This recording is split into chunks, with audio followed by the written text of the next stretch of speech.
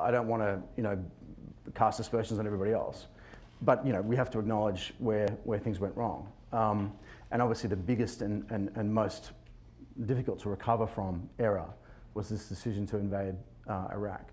So I liken it to Hitler's decision to invade Russia, and I know it's very problematic to start comparing people to the Nazis, and I'm not in any way doing that. I'm in no way suggesting that we are in any fashion, or the Bush administration are in any way like the Nazis at all.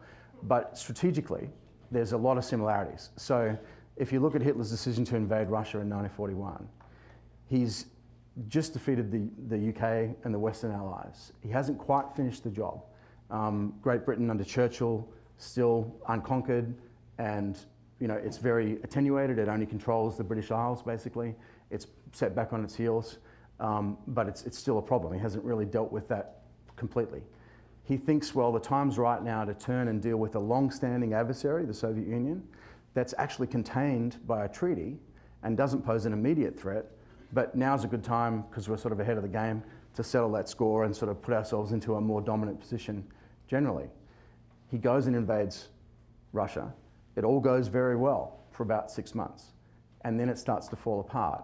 And then UK recovers, America joins the war, the Russians counterattack, and Hitler finds himself in a two-front war where he simply does not have the resources to deal with both those fronts simultaneously.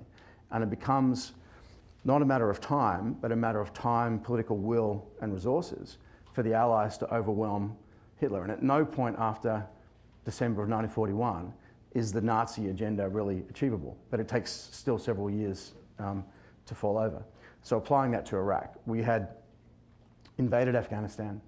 It took us 6.5 weeks to destroy the Taliban and throw their regime out, so half a week longer than it took Hitler to conquer France. We haven't dealt with the problem completely. Bin Laden, Zawahiri, a number of the other al-Qaeda leaders have gone into Pakistan, but Pakistan is a country with which we're technically at peace, and al-Qaeda is a non-state actor. So it's a very complicated issue to figure out how do we deal with that threat that's inside Pakistan but isn't the Pakistanis. It's not a state. Instead of doing that, we turn to Iraq, which likewise is a long-standing enemy that's contained by a sanctions regime. It poses no direct immediate threat, but it's a regional adversary that's causing all kinds of damaging things in the region. And we think now's a great opportunity, while we're on the top of our game, to deal with that threat and put ourselves in a strong position for the region. And again, we invade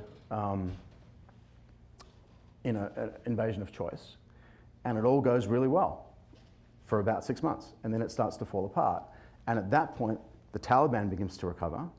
We start to see a big spike of activity in Afghanistan, and we're stuck in the same dynamic that we still are in today, which is we just don't have enough resources to deal with the threat in all these places.